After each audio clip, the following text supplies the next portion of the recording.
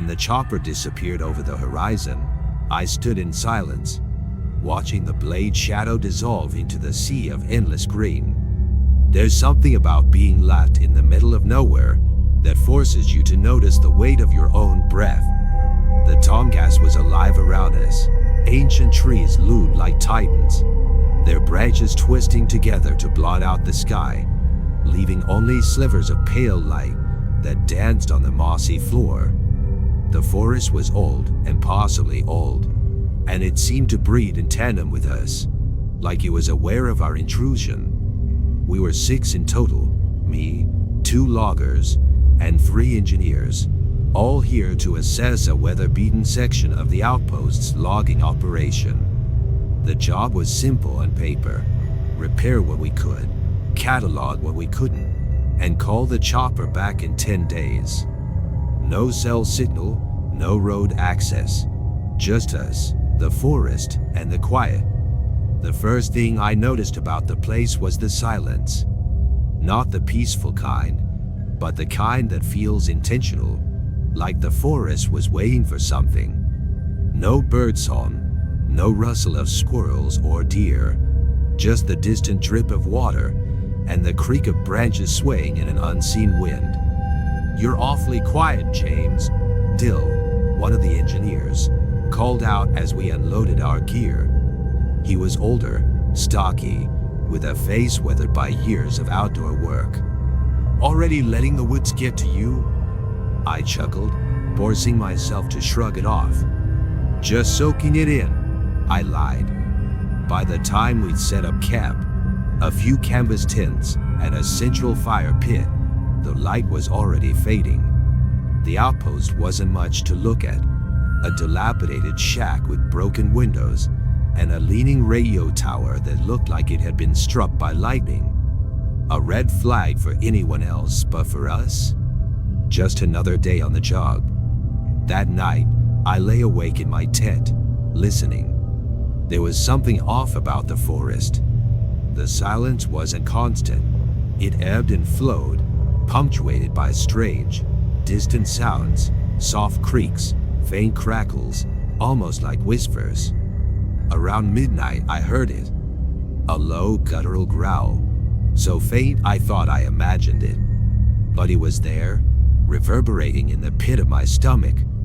My hand instinctively went for the flashlight by my sleeping bag, but I didn't turn it on. I stayed still, straining my ears, my breath shallow. Nothing. Just the wind rattling the trees. The next morning, the unease lingered, but I kept it to myself. We had work to do, and I wasn't about to let my imagination get the better of me. By noon, we were scattered around the site, assessing the damage to the old equipment. That's when I saw the claw marks.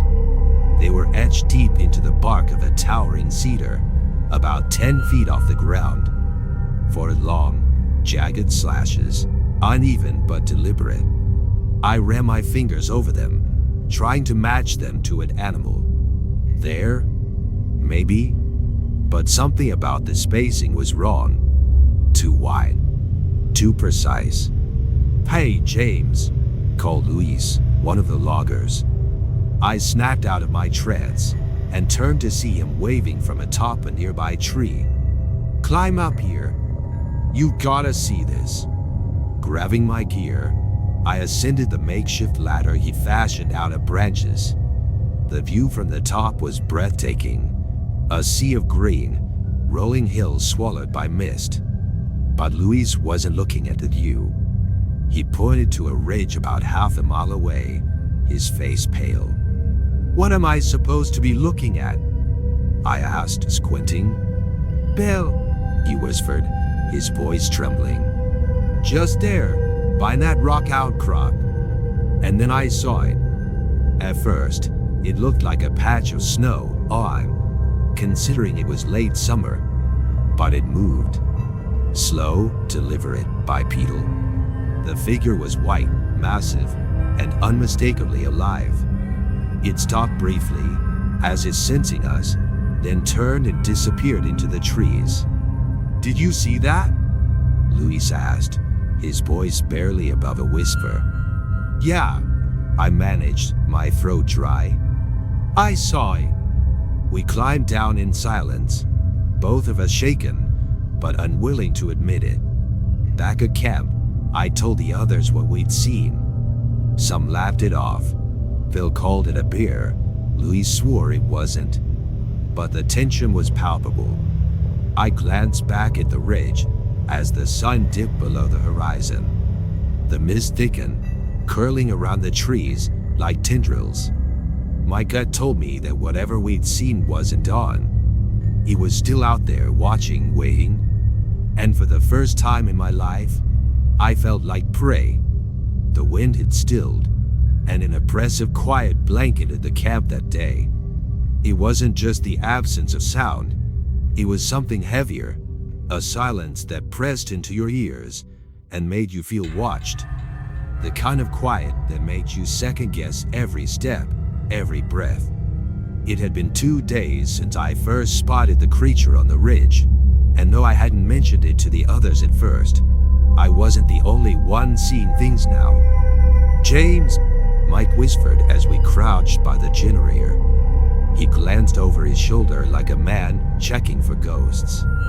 "You seen it too, right? The thing on the ridge?" I didn't answer immediately. I'd been trying to convince myself it was a bear, an oversized albino bear, maybe, but the way it moved, the way it watched, bears didn't do that. "I saw something," I admitted finally, my voice low. "It was white. Brand, walking upright." Mike exhaled shakily and nodded. "It's not just you. Dave said he saw it last night, standing between the trees near the camp. Swears it was staring at him before it disappeared." That was the beginning of the end for our sense of control.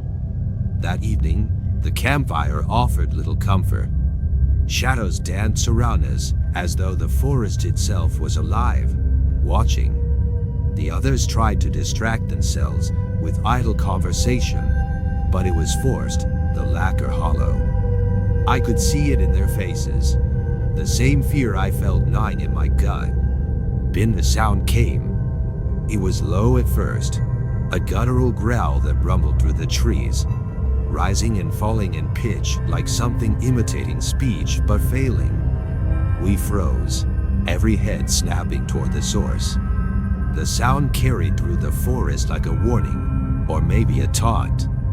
That's not a bear," Dave muttered, his voice trembling. No one disagreed. By the next morning, we found tracks. They weren't bear tracks. The prints were enormous, longer than my forearm and broader than any predator I'd ever heard of. The stride was impossible too.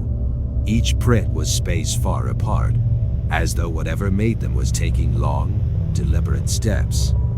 "This ain't right," Mike said, shaking his head. "This isn't something natural." I stared at the tracks and felt a knot tighten in my stomach. I didn't want to follow them, but the alternative, waiting in camp, hoping the thing would stay away, felt worse. "We need to know what we're dealing with," I said, though I wasn't sure if I believed my own words. The ridge felt farther than it looked, the hike an agonizing crawl through thick underbrush and uneven terrain.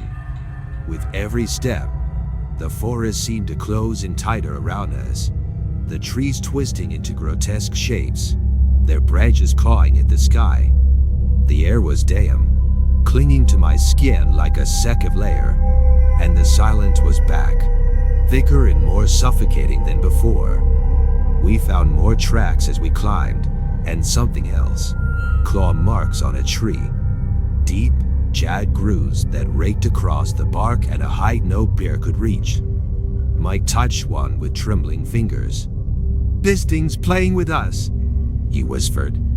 I didn't answer because I felt it too. The oppressive sense that we weren't the hunters here. The first real glimpse came when the sun began to sink, its light bleeding red through the canopy. I was scanning the trees ahead when I saw it again, a flash of white against the green and brown. My breath caught in my throat. It moved differently this time. The creature wasn't running or slinking away. It was standing, watching us from a distance. Upright, massive. Its white fur seemed to glow faintly in the dim light, and its eyes were intelligent, calculating. "It's there," I hissed, pointing. The others followed my gaze, and for a moment, no one spoke. The forest seemed to hold its breath along with us. Then it moved, a slow, deliberate step to the side, then another, before it slipped behind a tree and out of sight. "What the hell is that thing?" Mike whispered, his voice shaking. I didn't know. I didn't want to know. The descent back to camp was worse than the climb. Every snap of a twig, every rustle of leaves made us jump, our nerves fraying with each passing second. By the time we stumbled into camp, the sun was gone, and the night had swallowed the forest whole. We didn't light a fire that night. No one wanted to attract attention. Instead, we sat in the dark, huddled close, flinching at every sound.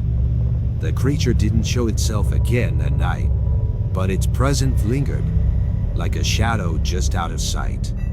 We could feel it watching, weighing. And though I couldn't explain why, I knew one thing for sure. This wasn't over. Not by a long shot. The forest was still. Too still. For days, the rhythmic sound of axes, the chatter of the crew, and the occasional distant howl of wolves had been our constant companions. Now, it was as though the entire forest had drawn a collective breath and held it, waiting for something to happen. Only nothing did. No sightings, no tracks, no sounds. Just silence. A silence that burrowed into my chest and settled there like a weight I couldn't shake. We had one final stretch of work to complete, and despite the unease that had gripped our camp, no one dared suggest we abandon the job. Not outright. The company wouldn't care about our wild stories, and honestly, I didn't even know how to explain what we had seen. How could I? A white, hulking creature moving like a predator, but walking like a man? It sounded insane even in my head. But it wasn't just me. We'd all seen it, or heard it, or felt it. I tried to focus on the task at hand, marking the trees slated for removal, but every sound, every shadow set my nerves on edge. The forest, though unnervingly silent, seemed to breathe around us, the thick canopy of trees pressing down as if the woods themselves were alive and watching. Then, there were the footprints. The ones we'd seen just 2 days ago were now gone, smoothed over as though swept away by unseen hands. Even the claw marks etched deep into the bark of a cedar had faded. The grooves softened and filled in with damp moss. It was impossible, but no one dared acknowledge it out loud. It was as if speaking about it might summon it back. The crew had changed. A week ago, we were laughing, swapping stories, and teasing each other about city life versus the wilderness. Now, every conversation was clipped, every movement deliberate. We worked in pairs, no one willing to be alone even for a moment. At night, we locked ourselves in the cabin and barred the door with whatever we could find. A flimsy gesture in the face of something as massive as what we'd seen. I couldn't sleep. None of us could. I'd lie on my bunk, staring at the cracked wooden ceiling, listening, waiting. But the creature didn't return. That almost made it worse. It was the last night before we were scheduled to leave. We had finished our work ahead of time, driven more by the need to escape than any sense of efficiency. We sat around the small table in the cabin, pretending to eat, though most of the food went untouched. The silence between us was suffocating. That's when it happened. A single, heavy thud against the cabin wall, It wasn't loud, but it resonated through the wooden beams, sending a jolt through all of us. Someone dropped their fork. Another muffled curse. I stood up, my chair scraping against the floorboards. "Did you hear that?" I asked, my voice a whisper, though I knew they had.